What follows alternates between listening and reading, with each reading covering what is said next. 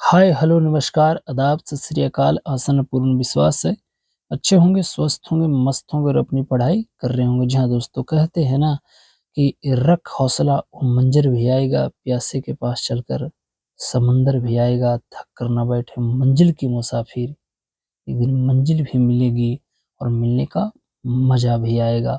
और चलता रहूँगा इस पथ पर, चलने में माहिर बन जाऊँगा, या तो सफलता मिलेगी या तो अच्छा मुसाफिर बन जाऊँगा। तो आइए, आप सभी को स्वागत है शशि सीट प्रैक्टिस में। जैसा कि आपको पता है मेरे मित्र, कि इस चैनल के ऊपर काफ़ी दिनों से सीट प्रैक्टिस नहीं कराया जा रहा है।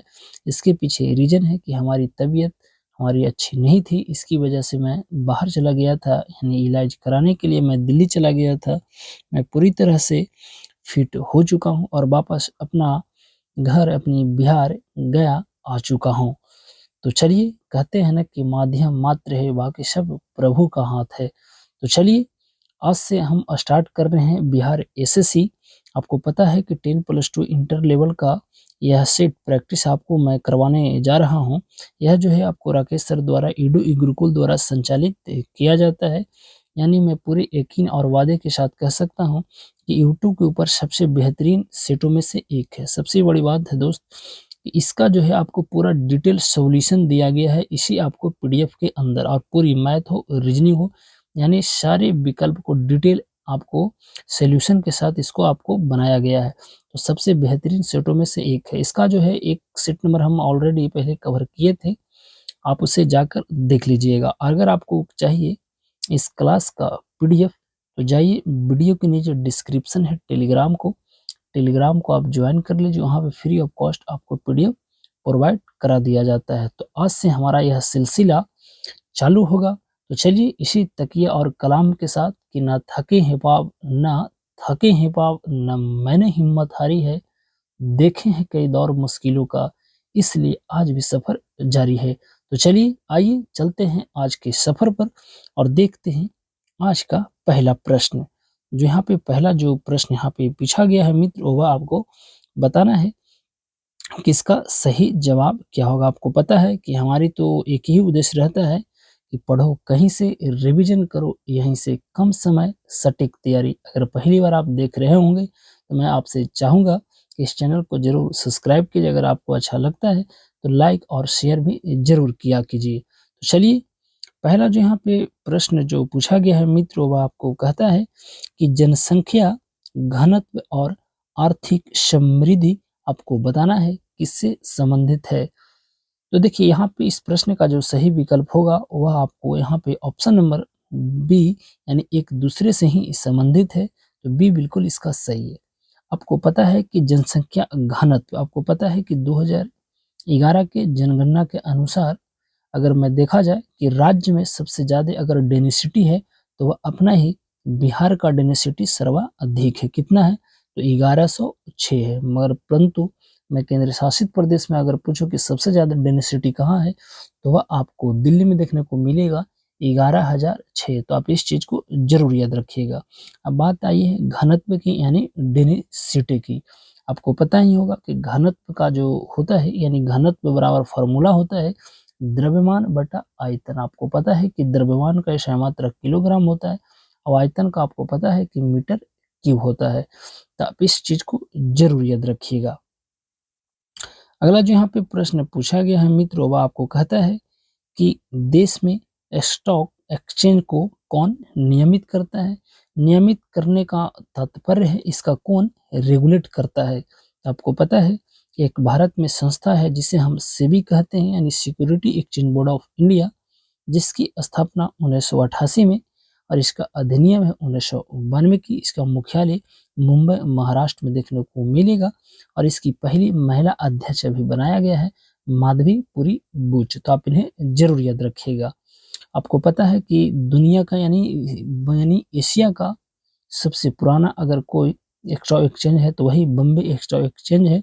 आपको पता है कि इसकी स्थापना 1875 में किया गया था और इसका जो आपको सेंसेक्स देखने को मिलेगा वो आपको सेंसेक्स है, क्या है उस सेंसेक्स। और जो है नेशनल स्टॉक एक्सचेंज होता है, उसका जो आपको शेयर मार्केट आपको देखने को मिलेगा वो आपको निफ्टी है। तो आप इस चीज को जरूर याद रखिएगा। अगला जो यहाँ पे प्रश्न पूछा गया है मित्र, वह कहता है कि विश्व में सबसे पहले परिवार नियोजन को सरकारी स्तर पर अपनाने वाला देश कौन है? देखिए, अगर पहली परिवार नियोजन की बात करें तो एक देश है चमगादड़ चाइना, उन्होंने ही लागू किया था। परंतु सरकारी स्तर पर देखा जाए तो अपना प्यारा देश भारत लागू करने वाला है। तो ऑप्शन नंबर ए बिल्कुल सही है। आपको पता है कि परिवार नियोजन का पहला जो आदर्श वाक्य था कि हम दो हमारा दो, परंतु उसका अब स्लोगन बदल चुका है। अब हो गया है कि पहला बच्चा अभी नहीं, दूसरा बच्चा देर से और तीसरा बच्चा कभी नहीं। तो आप इस चीज को जरूर याद रखिएगा। आपको पता है कि भारत में स्वास्थ्य मंत्री जो है वह मनसुख मंडाविया हैं। तो आप इस चीज को जरूर याद रखें। अगला जो यहाँ पे प्रश्न पूछा गया है मित्र कि यंग इंडियन फोरम निम्न में से किस उद्योग व्यापार संगठन से संबंधित है? इस प्रश्न का सही आंसर है यानी CII, यानी सी वाला बिल्कुल सही है। आपको पता है एक संगठन आपको दिखाई दे रहा है फिक्की, आपको पता ही होगा कि इसका फुल फॉर्म क्या होता है। फेडरेशन ऑफ आपको इंडियन, आपको चैम्बर, आपको आपको क्या होता है चैम्बर, आपको कॉमर्स एंड इंडस्ट्रियल होता है। और इसकी जो है आपको अभी हाल ही में महिला अध्यक्ष, यानी आज आपको 2 अप्रैल है, यानी कल ही, यानी 1 अप्रैल को इसकी महिला अध्यक्ष बनाई गया है। यानी 41 क्रम के, यानी 41वें क्रम का जिनका नाम है जया श्री दास वर्मा। आप इन्हें जरूर याद रखिएगा। अगला जो यहाँ पे प्रश्न पूछा गया है मेरे मित्र, वह आपको कहता है कि केंद्र सरकार के राजस्व का मुख्य स्रोत क्या है? इस प्रश्न का सही है निगम कर, यानी ऑप्शन नंबर बी बिल्कुल सही हो जाएगा। अगला जो प्रश्न है कि पूरा पाषाण काल में आदि मानव की मनोरंजन का जो साधन था वह क्या था? तो आपको पता ही होगा इसका सही आंसर शिकार, ऑप्शन नंबर डी बिल्कुल सही है। नेक्स्ट यहाँ पे पूछा गया है कि वैदिक साहित्य में प्रयुक्त आपको व्रीहि शब्द का अर्थ होता था, तो वह जो होता था वह चावल कहलाता था। तो डी बिल्कुल सही है। नेक्स्ट है कि भगवान बुद्ध के उपदेशों का संग्रह आपको देखने को मिलेगा। आपको पता है कि गौतम बुद्ध ने कुछ आपको उपदेश दिए थे। अगर बात करते हैं उपदेश की तो सबसे प्रथम जो उपदेश दिए थे वह आपको सारनाथ में दिए थे, और सबसे ज्यादा उपदेश जो दिए थे वह श्रावस्ती में दिए थे। परंतु पूछा गया है कि इनका जो उपदेशों का संग्रह है वह आपको कहाँ देखने को मिलेगा? वही सूत पिटक में, यानी ये वाला बिल्कुल सही इसका हो जाएगा। नेक्स्ट है कि सम्राट अशोक ने अपने शिलालेखों में अपने समकालीन दक्षिण के किस राज्य का उल्लेख नहीं किया था? तो आपको पता है कि शिलालेखों का जनक अशोक सम्राट को कहा जाता है, और वह जो है कुषाण का उल्लेख नहीं मिलता है। तो डी बिल्कुल सही हो जाएगा। नेक्स्ट यहाँ पे पूछा गया कि महान तमिल साहित्य आपको शिल्पा दिकरम की रचयिता कौन है? तो इस प्रश्न का जो सही आंसर आपको देखने को मिलेगा ये लिंगो, यानी बी वाला बिल्कुल सही है। नेक्स्ट है कि प्राचीन काल में मनुष्य द्वारा उपजाए गए गेहूं और जौ की फसलों के, यहाँ पे जौ होना चाहिए, जौ की फसलों के संदर्भ में निम्न में कौन सा कथन आपको सत्य है? पहला जो यहाँ पे कथन दिया गया है कि मनुष्य द्वारा सर्वप्रथम इन्हीं फसलों को उपजाने की शुरुआत की गई थी, यह बिल्कुल सत्य है। दूसरा है कि इन फसलों के उपजाने का श्रेय आपको क्षेत्र जो है हिमालय और विंध्य की पहाड़ियां हुआ करते थे। तो मेरे अनुसार ए और दो, यानी 1 और 2, यानी सी बिल्कुल सही हो जाएगा। नेक्स्ट यहाँ पे पूछा गया है कि सर्वप्रथम सेना को वेतन देने की प्रणाली की शुरुआत किसने किया था? तो वह करने वाला था वो अलादल खिलजी, यानी ऑप्शन नंबर बी बिल्कुल सही हो जाएगा। हम ज़्यादा डिटेल में नहीं करेंगे क्योंकि आपको पता है कि जब डिटेल में चीज़ों को किया जाता है तो समय लगता है, और समय लगता है तो वीडियो लंबा होगा, और जैसे वीडियो लंबा होगा तो हमको पता है कि आप लोग देखने वाले नहीं। इसीलिए मजबूरी का नाम महात्मा गांधी, साफ कहना सुखी रहना। तो चलिए अगला जो प्रश्न है कि सिखों से संबंधित मिस्र आपको क्या है? आपको पता है कि ईदाओं का एक समूह कहलाता है। तो ऑप्शन नंबर ए वाला बिल्कुल सही है। नेक्स्ट है कि वेल्गी आयोग, जिसे हम वेल्गी कमीशन के सदस्य के रूप में निम्न में से कौन इंग्लैंड गए थे? तो जहां तक मुझे याद है कि शायद गोपाल कृष्ण गोखले होना चाहिए इसका आंसर। तो आपको देखने को यहाँ पे मिलेगा।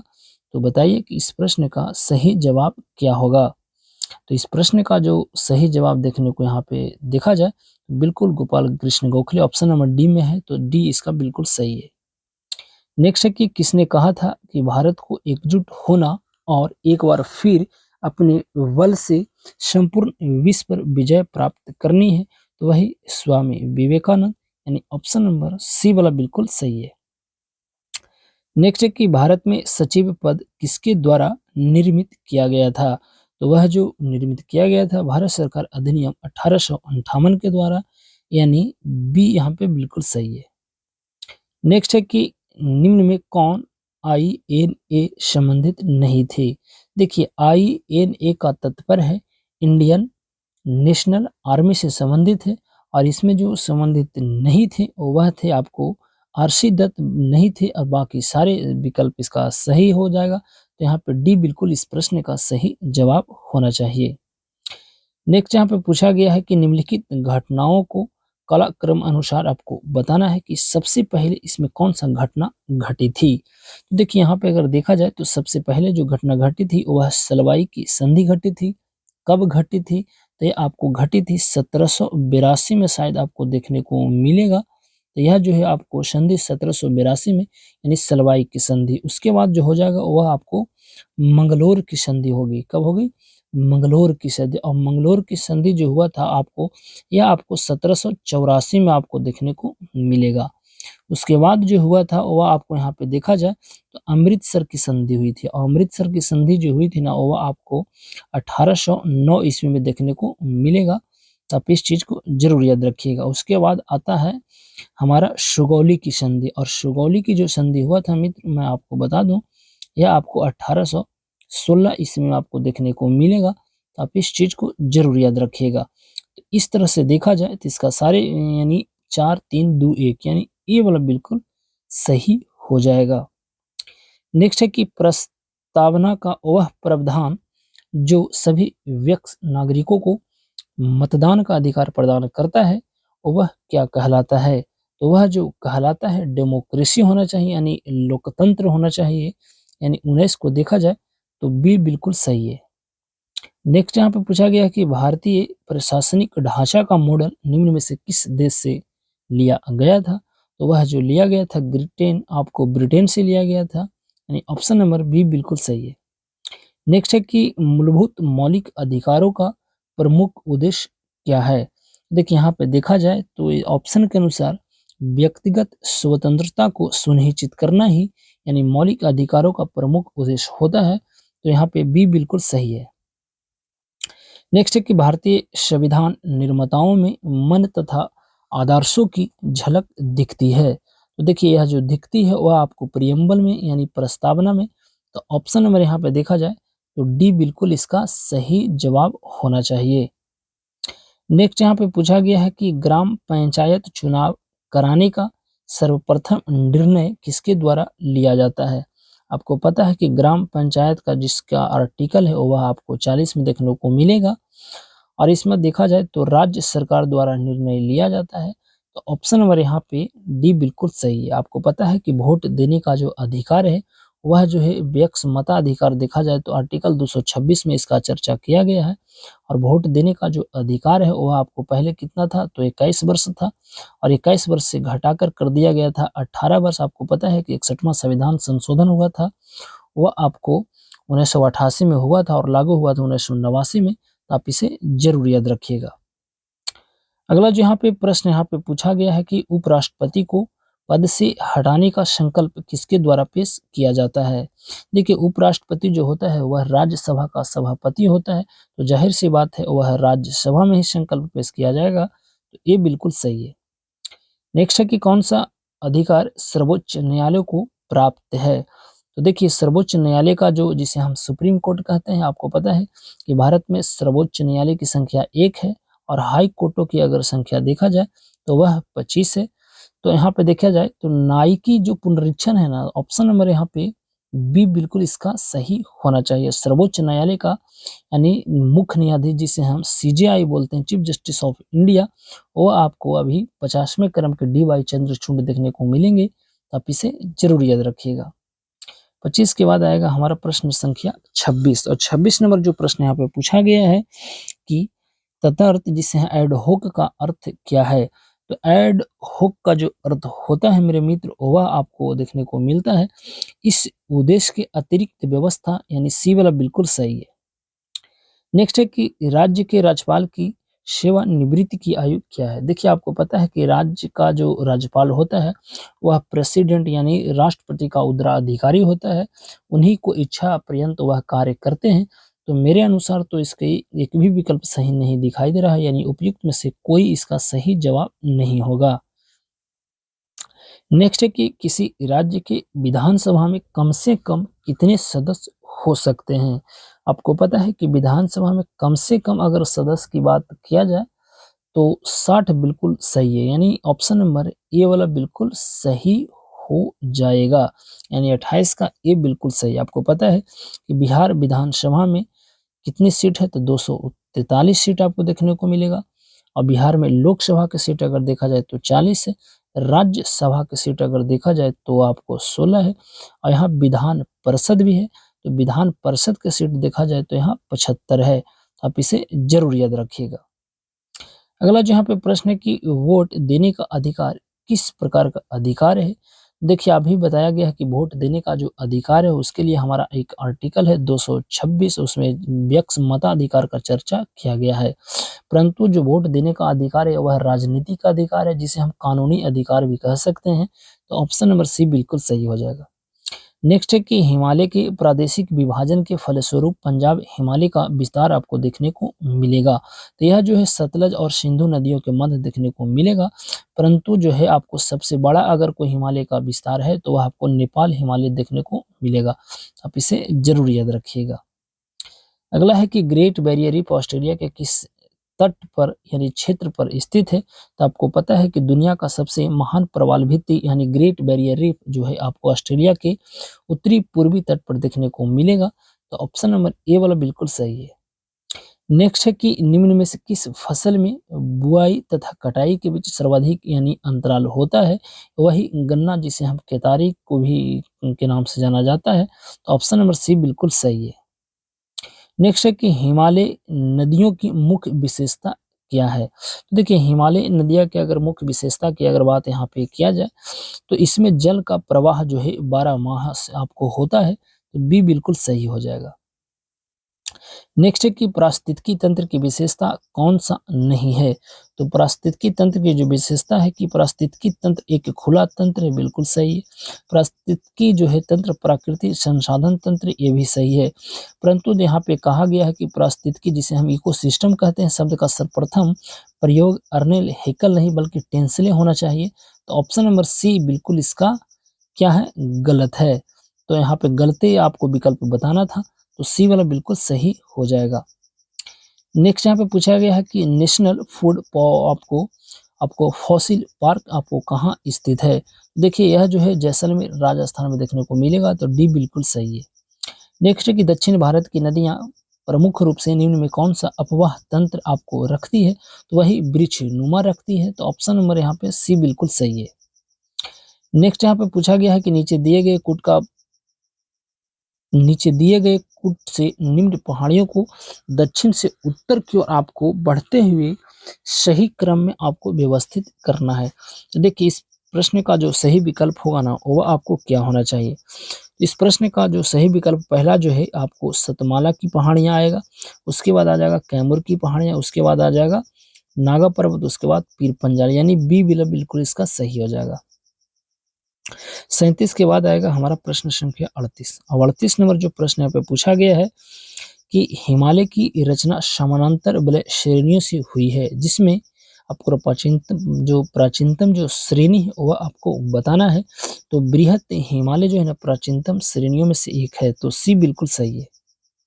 नेक्स्ट है कि मीठे पानी की आपको कल्पसर परियोजना आपको स्थित देखने को मिलेगा। तो यह जो है आपको गुजरात में देखने को मिलेगा। तो यहाँ पे देखा जाए तो यहाँ पे यह आपको विकल्प आपको डी होना चाहिए। तो यहाँ पे 39 नंबर जो प्रश्न है मेरे मित्र वह आपको डी बिल्कुल सही हो जाएगा। अगला जो यहाँ पे प्रश्न पूछा गया है यहाँ पे देखिए बांध से संबंधित है, सूची 1 को सूची 2 से सम्मिलित कीजिए। देखिए तिलैया बांध आपको पता है बराकर नदी पर है, और आपको माता टीला बांध आपको बेतवा नदी पर, आपको पता ही आपको ये जो है आपको राणा प्रताप सागर बांध आपको चंबल नदी पर, और पंचेत हिल बांध जो है दामोदर नदी पर, यानी 1 के 3 और डी का 4, यानी ऑप्शन नंबर ए में बिल्कुल सही हो जाएगा। तो ऑप्शन नंबर ए बिल्कुल इसका सही जवाब हो जाएगा। चलिए आगे बढ़ते हैं, थोड़ा-सा मैं गति को बढ़ाता हूँ ताकि समय आपको कम लगे। यहाँ पे कहता है कि भारत में इकोलॉजिकल ज़ोन जिसे हम कृषि पारिस्थितिकी क्षेत्र की कुल संख्या कितनी है? तो 41 नंबर प्रश्न का सही आंसर होगा और वह आपको ऑप्शन नंबर डी बिल्कुल यहाँ पे यानी 20 बिल्कुल सही है।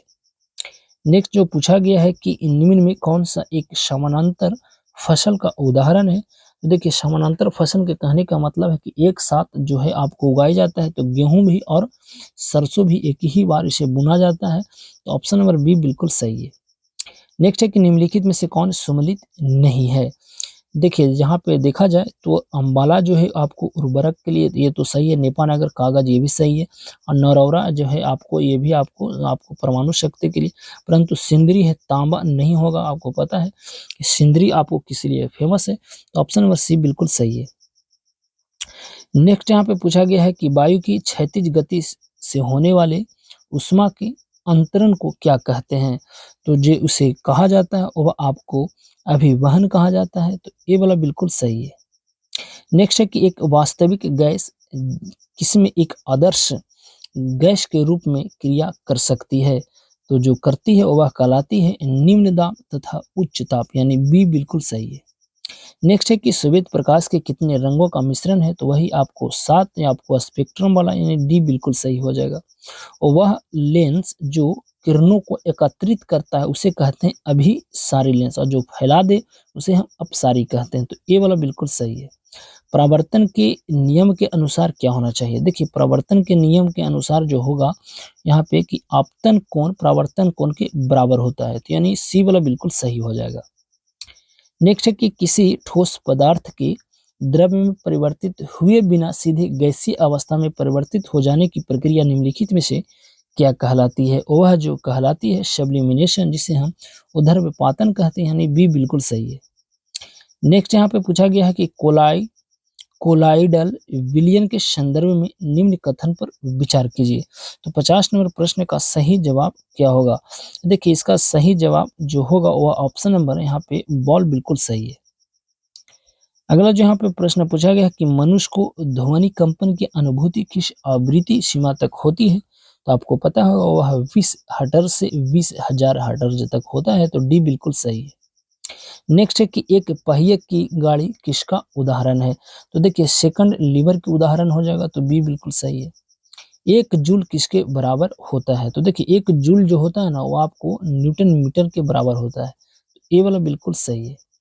नेक्स्ट है कि किसी तीर के एक सिरे को धनुष की तनित डोरी पर रखकर खींचने में उसमें ऊर्जा संचित हो जाती है, वह आपको ऊर्जा क्या होती है? तो देखिए यहाँ पे स्थितिक ऊर्जा बिल्कुल सही है। नेक्स्ट है कि प्रकाश विद्युत प्रभाव की खोज निम्नलिखित में से किसने की थी? तो 55 नंबर प्रश्न इसका सही आंसर होगा आपको हेनरिक रुडोल्फ हटर्ज ने, यानी सी वाला बिल्कुल सही है। निम्न में से निम्न में से किस खनिज में ऑक्सीजन नहीं होता? तो ऑप्शन के अनुसार क्रायोलाइट में नहीं होता, तो सी बिल्कुल सही है। अधातुओं में निम्न में से कौन सा गुणधर्म समानता पाया जाता है? तो देखिए अधातु जो होता है वह भंगुर जाता है, तो 57 को देखा जाए तो ये बिल्कुल सही होना चाहिए। अगला है कि निम्नलिखित में से किसका उपयोग अग्निशमक के रूप में किया जाता है? तो अग्निशमक के जो रूप में किया जाता है वह बेकिंग सोडा, यानी बेकिंग सोडे का कहने का मतलब है क्या होता है, बेकिंग सोडा को ही हम लोग खाने वाला सोडा कहते हैं, यानी सोडियम बाइकार्बोनेट। और धोवन जो सोडा होता है वह केवल सोडियम आपको सोडियम होता है ना, सोडियम आपको होता है, सोडियम आपको ये जो बेकिंग सोडा जिसे हम खाने वाला सोडियम बाइकार्बोनेट वो केवल सोडियम कार्बोनेट होता है, तो आप इसे जरूर याद रखिएगा। अगला जो यहाँ पे प्रश्न पूछा गया है मेरे मित्र कहता है कि ग्लूकोज किसका एक आपको उदाहरण देखने को मिलेगा, यानी ग्लूकोज किसका एक प्रकार है? तो ग्लूकोज जो यहाँ पे देखा जाए तो यहाँ पे हेक्सो है ना, हेक्सोसस यानी शर्करा हो जाएगा, यानी बी बिल्कुल सही है। कहता है सीसा पेंसिल में सीसा का प्रतिशत कितना होता है, तो 0% होता है, इसमें कुछ होता नहीं है। तो यहाँ पे देखा जाए तो ऑप्शन में आपको देखने को मिलेगा 0%। तो ऑप्शन नंबर ए बिल्कुल इसका सही जवाब हो जाएगा। नेक्स्ट है कि मानव अस्थि का सबसे प्रमुख जो घटक है वह आपको देखा जाए तो कैल्शियम होना चाहिए। ऑप्शन नंबर बी बिल्कुल सही है। नेक्स्ट है कि वयस्क पुरुषों में आरबीसी यानी रेड ब्लड सेल की सामान्य संख्या कितनी होती है। आपको पता है इसके जीवन काल जो है आपको 120 दिन होता है। तो इसका जो होता है ना संख्या वह 5.4 मिलियन। ऑप्शन नंबर डी बिल्कुल सही है। नेक्स्ट है कि निम्नलिखित में से कौन सी ग्रंथि जो है वृद्धि हार्मोन को रिसाव करती है, तो वह जो करती है वह आपको क्या कहलाती है, पीयूष ग्रंथि कहते हैं। तो बी बिल्कुल सही है। नेक्स्ट है कि कॉकरोच जल में जीवित नहीं रह सकता क्योंकि उसका श्वसन अंग है। तो जो श्वसन जो अंग होता है ना मित्र वह बातक कहलाता है, यानी बी बिल्कुल सही हो जाएगा। नेक्स्ट है कि निम्नलिखित में से सर्वाधिक और न्यूनतम अभिक्रियाशील वाला इग्म कौन सा होगा, तो यहाँ पे अगर देखा जाए तो पोटेशियम और सोना बिल्कुल सही है। नेक्स्ट है कि एक तार में बहती विद्युत धारा एवं विभवांतर प्रत्येक को दुगना बढ़ा दिया जाए तो विद्युत शक्ति जो है वह 4 गुना बढ़ जाएगा। आपको पता है विद्युत धारा मापने का इकाई है जिसे हम आमीटर कहते हैं, तो आप इसे जरूर याद रखें। नेक्स्ट है कि किस पंचवर्षीय योजना का मुख्य उद्देश्य गरीबी उन्मूलन और रोजगार में वृद्धि था। वही पंचवर्षीय योजना है, यानी छठी पंचवर्षीय योजना। और इसी पंचवर्षीय योजना में नाबार्ड एक संस्था, इसकी स्थापना 12 जुलाई 1982 को किया गया था। तो आप इसे जरूर याद रखें, यानी छठी पंचवर्षीय बिल्कुल सही हो जाएगा। नेक्स्ट है कि सांसद आदर्श ग्राम योजना की शुरुआत कब हुई थी, तो यह डेट मुझे आज भी याद है, 11 अक्टूबर 2014 को यह चालू किया गया था। तो ऑप्शन नंबर सी बिल्कुल सही है। नेक्स्ट है कि भारत में बजट प्रणाली का संस्थापक किसे माना जाता है, तो वही जेम्स विल्सन को, यानी ए वाला बिल्कुल सही है। नेक्स्ट है कि वोल्गा जो है आपको वोल्गा नदी कहाँ गिरती है, तो 70 नंबर जो प्रश्न है मेरे मित्र वह आपको कैस्पियन सागर में देखने को मिलेगा। तो यहाँ पे बी बिल्कुल सही है। नेक्स्ट है कि देश की पहली कागज रहित अदालत कौन है, तो वही पेपरलेस यानी केरला कोर्ट, यानी केरल वाला हाई कोर्ट, यानी ऑप्शन नंबर बी बिल्कुल सही है। नेक्स्ट है कि बिटकॉइन को आधिकारिक करेंसी के रूप में दर्जा देने वाला दुनिया का पहला देश है, तो वही अल सल्वाडोर, यानी ऑप्शन नंबर ए वाला बिल्कुल सही है। नेक्स्ट है कि भारतीय उद्योग परिसंघ और world wide fund for nature के साथ मिलकर कौन सा समझौता लॉन्च किया गया था, तो वही प्लास्टिक समझौता। ऑप्शन नंबर ए बिल्कुल सही है। 73 के बाद आएगा हमारा प्रश्न संख्या 74। 74 में जो प्रश्न कहता है कि किस देश के चेंगडू शहर को यांगू म्यांमार के द्वारा हिंद महासागर तक पहुंच प्रदान करने वाला एक नया समुद्री सड़क जिसे हम रेल लिंक शुरू किया है, तो वह करने वाला आपको देश है वही चमगादड़ हो जाएगा, यानी बी बिल्कुल सही है।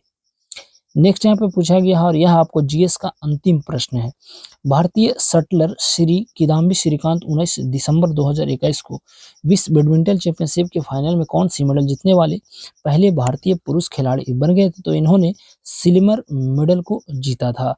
तो यह था हमारा आज का सेशन। इसमें आपको 75 प्रश्न आपको जीके जीएस का था और बाकी 75 मैथ रीजनिंग का, जिसका आपको यहाँ पे सोल्यूशन आपको दिया गया है। आप इसे पीडीएफ के माध्यम से आप जरूर इसे बना लीजिएगा। तो चलिए यहाँ पे देते हैं अपनी वाणी को विराम और लेते हैं आपसे विदा इस वादे के साथ कि फिर मुलाकात होगी एक नए वीडियो में। जब तक कि आप सही से रहें, सलामत से रहें और अपनी पढ़ाई करते रहो। कहते हैं ना दोस्त कि मुश्किल नहीं है कुछ भी इस दुनिया में, तू जरा कोशिश तो कर, ख्वाब बदलेंगे हकीकत में, तू जरा कोशिश तो कर।